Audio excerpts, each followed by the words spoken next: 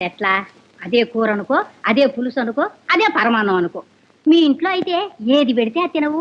ఇది మీ ఇల్లే అనుకో నాయనా. అట్లాగా. సరే సరే. ఉమ్.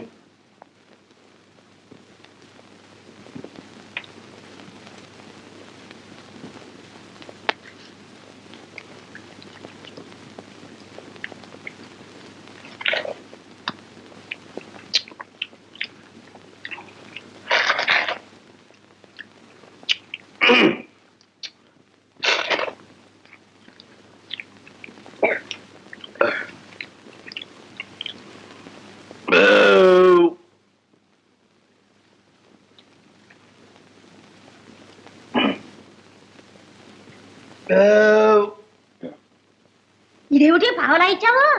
ఇదే పావలా అనుకో, ఇదే ముప్పావలా అనుకో, ఇదే వరహ అనుకో. ఆ,